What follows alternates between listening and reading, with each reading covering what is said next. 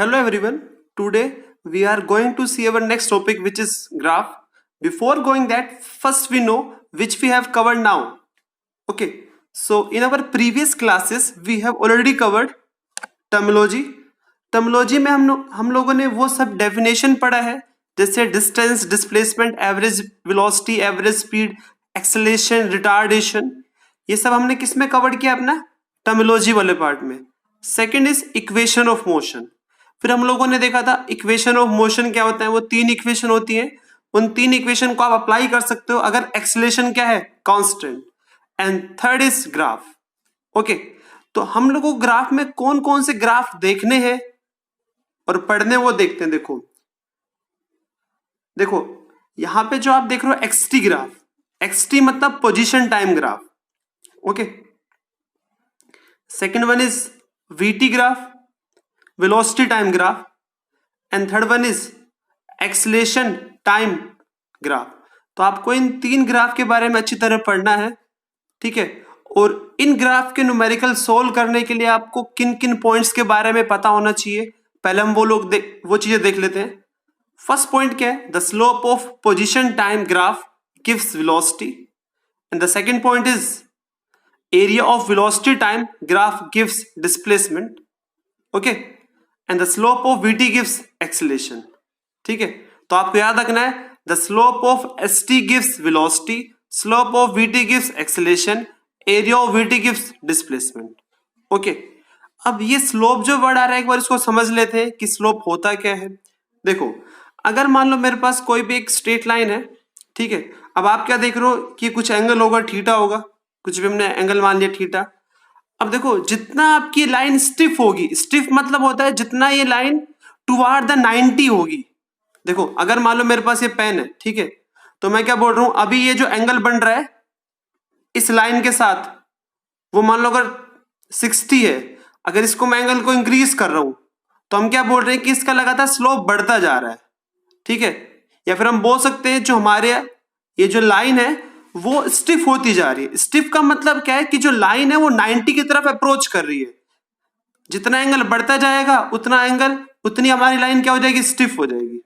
Okay. तो एक normal भाषा में आप बोल सकते हो स्लोप का मतलब जितना आपका एंगल ज्यादा होगा, जितना आपका स्लांट क्या होगा? ज्यादा होगा, वही क्या होता है? स्लोप होता है.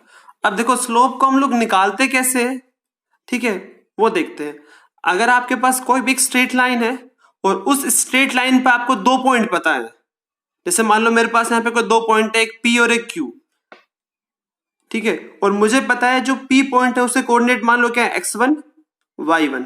और जो Q पॉइंट है उससे कोऑर्डिनेट क्या है? x2 y2. अगर कोई मुझसे पूछे बताओ इसका स्लोप क्या होगा, इस लाइन का स्लोप क्या होगा, तो हम लोग लिख सकते हैं जो स्लोप है वो बेसिकली क्या होता है? y2 minus y1 x2 minus x1. ठीक है जी. और हम लोग स्लोप को किससे रिप्रेजेंट करते हैं? m से. या आपको छोटी सी बात याद रखना है कि स्लोप का ये छोटा सा फॉर्मूला है. ठीक है.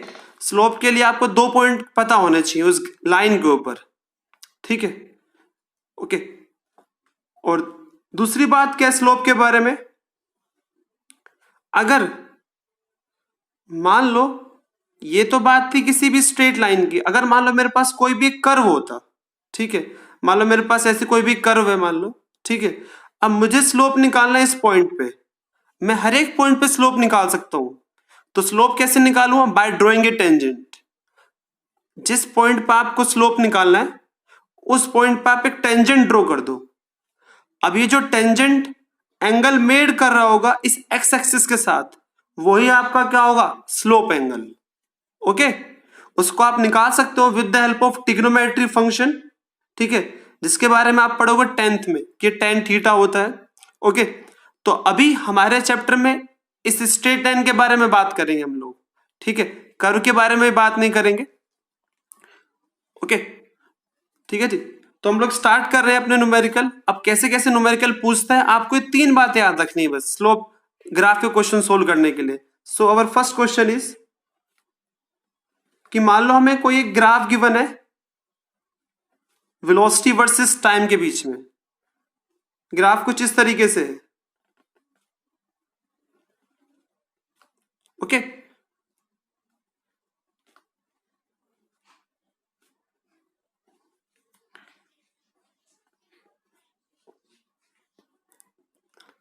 मुझे बोला गया है जो वेलोसिटी है वो मीटर पर सेकंड में है और जो टाइम है वो किस में, सेकंड में। अब मुझसे पूछ रहा है जो ग्राफ है मेरे पास ओ ए बी, ठीक है, पहले आप इसको एनालाइज करना पड़ेगा। इस ग्राफ को एनालाइज का मतलब क्या है कि आपको यह बताना होगा कि इस सेगमेंट के लिए क्या हो रहा है, ठीक है, इस वाले सेगमेंट में क्या हो रहा है। तो first question is analyse the graph. अब हम एक बात बोल सकते हैं, एनालाइज का मतलब देखो ओ से ए आपकी वेलोसिटी हमेशा कांस्टेंट रही है, देख रहे हो आप भाई, यहां जो वेलोसिटी 10 है यहां पे भी वो ये 10, मतलब इस टाइम पे भी वेलोसिटी क्या थी 10, इस टाइम पे भी वेलोसिटी क्या थी 10, इस पे भी क्या है 10, यहां तक। तो हम क्या बोलेंगे, ओ से ए तक आपका मोशन कैसा है, यूनिफॉर्म मोशन है, ठीक है। और दूसरी बात क्या है, अब देखते हैं ए से बी। अब ए पे वेलोसिटी कितनी है 10, बी पे कितनी है 0, तो हम क्या देख रहे हैं कि लगातार आपकी वेलोसिटी कम हो रही है, तो इसका मतलब रिटार्डेशन हो रहा है, डीएक्सीलरेशन हो रहा है। तो हम एक बात बोल सकते हैं, ए बी बेसिकली क्या है, यूनिफॉर्म डीएक्सीलरेशन या रिटार्डेशन, आप कुछ भी बोल सकते हो। तो ये तो बात हो गई एनालाइज द ग्राफ। अब सेकंड पॉइंट क्या है इसमें, देखो आपसे पूछा है find the displacement covered in 6 second, कि जिस ऑब्जेक्ट का या जिस पार्टिकल का ये मेरे पास वीटी ग्राफ है उसने कितना डिस्प्लेसमेंट कवर किया है 6 सेकेंड में, आपको वो फाइंड आउट करना है, ठीक है। अभी मैंने आपको बताया था the area of VT graph gives displacement, मतलब ये ग्राफ कौन सा है मेरे पास, वीटी, इसका एरिया मुझे क्या देगा, डिस्प्लेसमेंट। अब एरिया कौन सा निकालना है अपने को, जो एरिया इस कर्व ने बाउंड कर रखा है, कवर कर रखा है।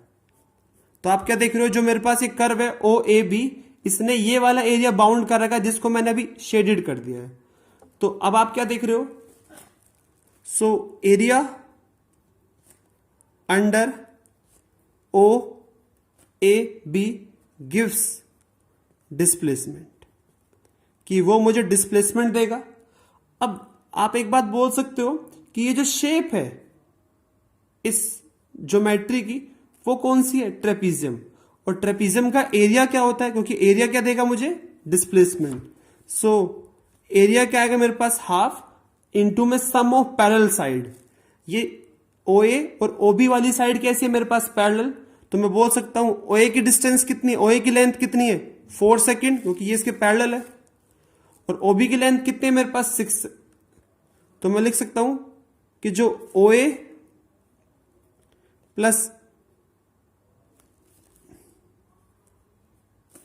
या इसको आप ओ डैश नाम दे दो, O dash sorry O A plus O dash B, okay, ये दोनों साइड पैरेलल है, इनटू में परपेंडिकुलर डिस्टेंस, इन दोनों साइड्स के बीच में परपेंडिकुलर डिस्टेंस कितना है 10, क्योंकि ये डिस्टेंस किसके बराबर है, 10 के बराबर है, ओके। जब आप इसको ग्राफ पे ड्रॉ करोगे तो ऐसे ही बोल सकते हो आप, ठीक है। अब ओ ए कितना है मेरे पास 4, क्योंकि डिस्टेंस 4 के बराबर है, ओ डैश बी किसके बराबर है 6 के बराबर है, और हाइट किसके बराबर है 10 के। तो यहां से मेरे पास सिंप्लीफिकेशन के बाद क्या आ गया 50 मीटर। सो मेरे पास ये डिस्प्लेसमेंट आ चुका है, ओके। अब थर्ड क्वेश्चन इसमें क्या आता है, find the acceleration for each segment, कि आपको एक्सेलरेशन फाइंड आउट करना है हर एक सेगमेंट के लिए। यहां पे कौन कौन से सेगमेंट है मेरे पास, ओ ए और ए बी। अब ओ ए के लिए एक्सेलरेशन क्या होगा भाई, देखो एक्सेलरेशन क्या होता है, increase in velocity in 1 second, कि जितनी आपकी वेलोसिटी इंक्रीज होती है 1 सेकंड में वो आपका क्या होता है एक्सेलरेशन। बट यहां पे वेलोसिटी कैसी है, कांस्टेंट, तो एक्सेलरेशन यहां पे क्या है 0। तो आप बोल सकते हो acceleration for O A is equal to 0, या फिर आप ऐसे बोल सकते हो भाई एक्सेलरेशन क्या होता है v माइनस यू अपॉन में t। अब v क्या होता है, फाइनल वेलोसिटी, यहां वेलोसिटी कितनी है 10, इनिशियल वेलोसिटी भी क्या है 10, सो 10 माइनस 10, और ये डिस्टेंस कितने टाइम में वेलोसिटी आपने फाइंड आउट किया है, 4 सेकंड में। तो यहां से मेरे पास आंसर क्या आ रहा है, 0। ठीक है, अब हम लोग देखते हैं acceleration for segment A B. अब यहां वेलोसिटी देखो, ये इनिशियल वेलोसिटी हो गई इस सेगमेंट के लिए, तो वो कितनी है 10, और बी पे वेलोसिटी क्या होगी, मेरी final velocity. So velocity at point A is equal to क्या है 10, और फाइनल वेलोसिटी क्या है 0।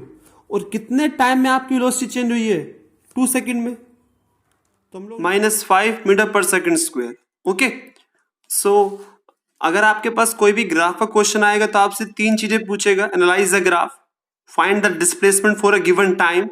अब ये टाइम कुछ भी हो सकता था, अगर मुझसे पूछता कि टाइम डिस्प्लेसमेंट निकालो 4 सेकंड में, तो हम लोग कौन सा एरिया फाइंड करते, खाली ये वाला एरिया, क्योंकि 4 सेकंड तक जो पार्टिकल है जो डिस्प्लेसमेंट कवर किया वो इतना ही किया है। ठीक है, पर उसने मुझसे कितने टाइम के लिए पूछा है, 6 सेकंड के लिए, तो मैंने जो एरिया निकाला वो कंप्लीट एरिया निकाला है। ओके, तो एक क्वेश्चन और देख लेते हैं हम लोग।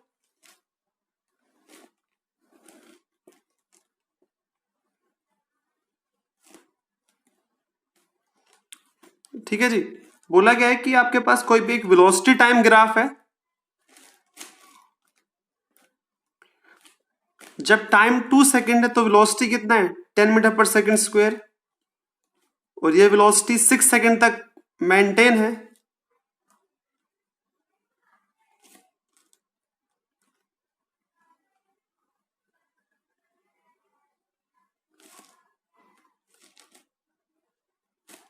ओके, मुझे बोला गया है कि आपको इस ग्राफ को एनालाइज करना है। ओके, ये वेलोसिटी मान लो कितनी है, -5 मीटर पर सेकंड स्क्वायर। ठीक है, मेरे पास एक ग्राफ है ओ ए बी सी डी। आपको इस पूरे ग्राफ को एनालाइज करना है। Analyse the graph. Second question क्या है, find the displacement in 10 second. आपको डिस्प्लेसमेंट निकालना है 10 सेकेंड में जो किया है पार्टिकल ने। फोर्थ क्या है, find the acceleration for each segment. और यहां पे सेगमेंट कौन सा है मेरा, जैसे O A B B C C D, ये मेरे पास बेसिकली क्या है, सेगमेंट है। ओके, तो सबसे पहले हम देखते हैं एनालाइज द ग्राफ। सो आप क्या देख रहे हो, ओ से कैसा मोशन है आपका, यूनिफॉर्म एक्सेलरेटेड मोशन, क्योंकि जो लगातार पार्टिकल की वेलोसिटी इंक्रीज हो रही है। पहले वेलोसिटी क्या थी 0, वो फाइनली क्या हो चुकी है 2 सेकंड पे 10, तो लगातार वेलोसिटी इंक्रीज हुई है आपकी। तो आप बोल सकते हो एक्सेलरेशन क्या होगा, सॉरी मोशन कैसा है, यूनिफॉर्म एक्सेलरेटेड मोशन। फिर अब देखते हैं ए से बी क्या हो रहा है। ए से बी आपका मोशन कैसा है, यूनिफॉर्म, क्योंकि जो आपकी वेलोसिटी है वो हर एक टाइम पे क्या है, कांस्टेंट। फिर बी से सी भी क्या है आपका, देखो यहां पे वेलोसिटी 10 है और यहां पे क्या हो गई 0, तो अब आप इसको क्या बोलोगे, आपकी वेलोसिटी डिक्रीज हो रही है, तो इसको हम क्या बोल रहे हैं, uniform decelerated motion. Okay, and the final last is C D. अब सी डी यहां पे क्या होगा, यूनिफॉर्म डीएक्सेलरेटेड मोशन। ओके, ठीक है जी, यहां पे भी आपकी वेलोसिटी कैसी है, नेगेटिव है, तो आप बोल सकते हो ये मोशन भी कैसा है, यूनिफॉर्म डीएक्सेलरेटेड मोशन। ओके, ठीक है जी, क्योंकि यहां पे जो मेरा एक्सेलरेशन है वो नेगेटिव होगा, इस वजह से हम लोग बोल पा रहे हैं। अभी चेक भी कर लेंगे कि नेगेटिव है नहीं है। ठीक है, सेकंड क्या है, find the displacement covered in 10 second. अब क्वेश्चन पूछा गया कि पार्टिकल ने कितना डिस्प्लेसमेंट कवर किया 10 सेकेंड में। ठीक है, तो हम लोग इस चीज को फाइंड आउट करते हैं, इस गिवन स्पेस में देखते हैं। ओके, कैसे, अब मुझे पता है the area of VT gives displacement, मुझे डिस्प्लेसमेंट निकालना है कहां तक, 10 सेकेंड तक। अब आप क्या देख रहे हो, इस कर्व ने ये जो एरिया बाउंड कर रखा है 10 सेकेंड तक, वो ये एरिया है, ठीक है। ओके, तो ये वाला एरिया मेरा कैसा होगा, पॉजिटिव होगा, पर ये एरिया मेरे पास कैसा होगा, नेगेटिव, ठीक है। तो हम बोल सकते हैं जो नेट एरिया होगा वो किसके बराबर होगा, इन दोनों का समीशन होगा एक हिसाब से, ठीक है। सो एरिया ऑफ ट्रेपीजियम क्या है, हाफ इंटू में सम ऑफ पैरेलल साइड।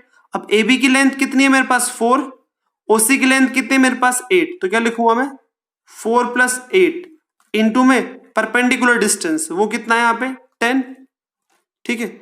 अब आप देखते हैं जो ये मेरे पास राइट एंगल ट्रायंगल है, इसका एरिया क्या होगा, हाफ इंटू में बेस कितना है यहाँ पे 2 इंटू में परपेंडिकुलर डिस्टेंस। अब ये परपेंडिकुलर डिस्टेंस कितना है मेरे पास 5, ओके, ठीक है जी। तो इन दोनों का जो मेरे पास समीशन आएगा, तो यहां से मेरे पास क्या आ चुका है 12 इंटू में 5 60 -5, ओके। तो ये मेरे पास क्या आ चुका है, नेट एरिया आ चुका है, और एरिया क्या देता है हमें, डिस्प्लेसमेंट। तो आप बोल सकते हो जो डिस्प्लेसमेंट कवर किया पार्टिकल ने वो किसके बराबर है, 55 मीटर के बराबर है, ओके।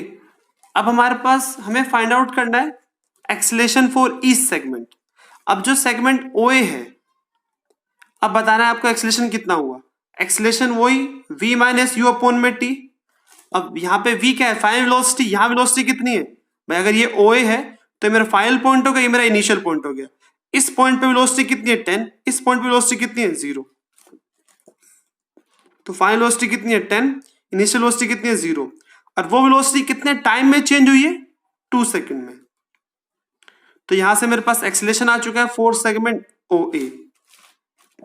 अब यहां देखते हैं यूनिफॉर्म मोशन है, यूनिफॉर्म मोशन मतलब एक्सेलरेशन क्या होगा 0, या फिर आप ऐसे बोल सकते हो यहां वेलोसिटी जो है वही वेलोसिटी हर एक टाइम पे कांस्टेंट है, ओके। और एक्सेलरेशन होता है क्या, चेंज या increase in velocity in 1 second. यहाँ पे वेलोसिटी इंक्रीज हो ही नहीं रही आपकी, तो एक्सेलरेशन क्या है यहाँ पे 0। अब BC यहाँ पे क्या है, यूनिफॉर्म डी एक्सेलरेटेड मोशन, ठीक है। अब यहाँ वेलोसिटी कितनी है 10, यहाँ पे वेलोसिटी कितनी है फाइनल पॉइंट पे 0, तो हम क्या बोलेंगे फाइनल वेलोसिटी कितनी है 0, इनिशियल वेलोसिटी कितनी है 10, इस फॉर्मूले से, और वो कितने टाइम में चेंज हुई है 2 सेकंड में। तो यहां से मेरे पास क्या आ चुका है एक्सेलरेशन फॉर सेगमेंट BC। अब हम लोग देखते हैं CD के लिए, ठीक है। So acceleration for CD segment is, अब मुझे यहाँ वेलोसिटी पता है 0 है, यहाँ वेलोसिटी पता है मुझे वो कितनी है -5, क्योंकि वेलोसिटी नीचे की तरफ है ना -y एक्सिस पे, ठीक है। तो वेलोसिटी कैसी यहाँ पे -5 फाइनल वेलोसिटी, इनिशियल वेलोसिटी क्या है 0, और वो वेलोसिटी कितने टाइम में चेंज हुई है 2 सेकंड में। तो हम लोग बोल सकते हैं जो एक्सेलरेशन होगा 4AC वो कितना होगा -2.5 मीटर पर सेकंड स्क्वायर, ठीक है। तो ये सेगमेंट भी मेरा कैसा है, यूनिफॉर्म डी एक्सेलरेटेड मोशन, क्योंकि यहाँ पे जो मेरा A है वो नेगेटिव आ रहा है, ठीक है। और आपको मैं बता चुका हूँ डी एक्सेलरेशन क्या होता है, नेगेटिव ऑफ एक्सेलरेशन। अगर आपका एक्सेलरेशन कैसा आ रहा है नेगेटिव, तो आप बोल सकते हो रिटार्डेशन है या वो आपका डी एक्सेलरेशन है, ओके। तो छोटा सा आइडिया था किसके बारे में, ग्राफ के बारे में, ठीक है जी। और आपको मैं बता चुका हूं आपको इस पूरे मोशन वाले चैप्टर में क्या क्या पढ़ना था, टर्मिनोलॉजी के बारे में पढ़ना था, इक्वेशन ऑफ मोशन के बारे में पढ़ना था, और लास्ट क्या है ग्राफ के बारे में। ग्राफ पे आपसे ऐसी क्वेश्चन पूछेगा, ठीक है, या फिर हम 1-2 क्वेश्चन और देख लेते हैं।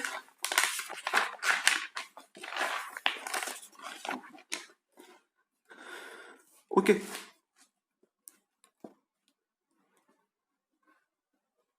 अब ना हमारे पास कुछ स्पेशल ग्राफ है, मतलब इस पर्टिकुलर सिचुएशन के लिए ग्राफ है, ठीक है।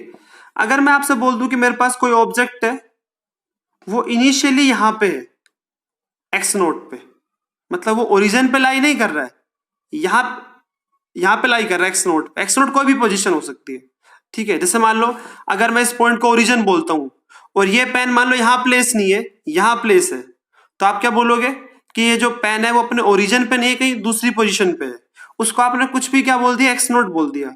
आपने बोला जब टाइम क्या था 0, तो पार्टिकल कहां पे एक्स नोट पे, और बोल दिया कि ये पार्टिकल रेस्ट पे है, मतलब ये मूव नहीं कर रहा। तो आपको इस सिचुएशन के लिए ग्राफ ड्रॉ करने हैं, वो आपको तीनों जो मेन ग्राफ है वो आपको ड्रॉ करने हैं। Position time graph, velocity time graph और एक्सेलेरेशन टाइम ग्राफ। तो आप क्या देख रहे हो, हर एक टाइम पे भाई देखो, जब टाइम क्या था 0 तो उस टाइम पे पोजीशन क्या थी आपकी x नोट, कुछ वैल्यू होगी x नोट की, ठीक है। अब लगातार टाइम बढ़ता जा रहा है आपका, बट टाइम पास होता रहेगा, बट पार्टिकल मूव नहीं करेगा, तो हम क्या बोलेंगे, टाइम इंक्रीज हो रहा है बट पोजीशन उसकी चेंज नहीं हो रही है। तो ये ग्राफ किसको रिप्रेजेंट कर रहा है, रेस्ट को, कि पार्टिकल किस पे है, रेस्ट पे है। अब देखो अगर पार्टिकल मूव ही नहीं कर रहा तो वेलोसिटी क्या होगी उसकी, 0, ठीक है। अब एक्सेलेरेशन भी क्या होगा उसका, 0, ठीक है। अब देखते हैं, अब मुझे बोल दिया कि भाई मेरे पास कोई पार्टिकल है, मान लो वो ओरिजिन पे नहीं है, वो मान लो किसी भी एक्स नोट पोजिशन पे है और ये मूव कर रहा है विद यूनिफॉर्म वेलोसिटी v, मतलब हर एक टाइम पे वेलोसिटी क्या है इसकी, v, मतलब एक्सलेट नहीं कर रहा वो। सो अब ग्राफ क्या होगा, देखो हमने क्या बोला, जब टाइम क्या था 0 तो पार्टिकल कहां पे है, एक्स नोट पे, और ये लगातार मूव कर रहा है, ठीक है। तो इसकी लगातार पोजीशन चेंज होगी, ठीक है। तो आप क्या बोल सकते हो कि हर एक सेकंड में वो कितना डिस्टेंस कवर कर रहा होगा, v डिस्टेंस कवर कर रहा होगा। क्योंकि अगर हम बात करें कि अगर मेरे पास कोई भी एक ब्लॉक है वो मूव कर रहा है 5 मीटर पर सेकंड से, तो इसका मतलब वो हर एक सेकंड में कितना डिस्टेंस कवर करता है, 5। भाई स्पीड होती क्या है, डिस्टेंस कवर्ड इन 1 सेकंड। तो ऐसे अगर इसकी वेलोसिटी v मीटर पर सेकंड है तो ये कितना डिस्टेंस कवर कर रहा होगा, v, ओके। तो हम क्या बोलेंगे, लगातार डिस्टेंस जो होगा वो इंक्रीज होता जाएगा, उसकी लगातार पोजीशन चेंज होती रहेगी, ऐसा बोल सकते हैं। तो जो ग्राफ आएगा हमारे पास वो कैसा आएगा, एक स्ट्रेट लाइन, ठीक है। तो आपको याद रखना है अगर यूनिफॉर्म मोशन है तो पोजीशन टाइम ग्राफ जो है, एक्सटी ग्राफ है, वो क्या है, स्ट्रेट लाइन है। अगर यही पार्टिकल ओरिजिन पे होता, अगर मान लो पार्टिकल यहां पे होता तो ग्राफ यहां से पास होता। तो आपको देखना है अगर पार्टिकल ओरिजिन पे है तो ग्राफ ओरिजिन से पास होगा, अगर पार्टिकल कहीं और पोजीशन पे है तो ग्राफ वहां से पास होगा, ठीक है जी। तो अब देखते हैं कि इस गिवन सिचुएशन के लिए, सिचुएशन कैसी है मेरे पास, यूनिफॉर्म मोशन।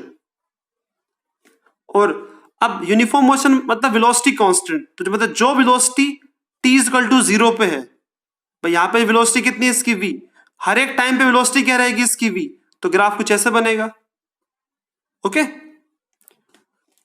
और अगर मैं ग्राफ ड्रॉ करूं एक्सेलेरेशन और टाइम के बीच में, तो देखो अगर वेलोसिटी चेंज नहीं हो रही तो एक्सेलेरेशन भी क्या होगा उसका, 0। तो ये मेरे पास हो गया एक्सेलेरेशन टाइम ग्राफ। अब जो नेक्स्ट ग्राफ है वो देखते हैं हम लोग,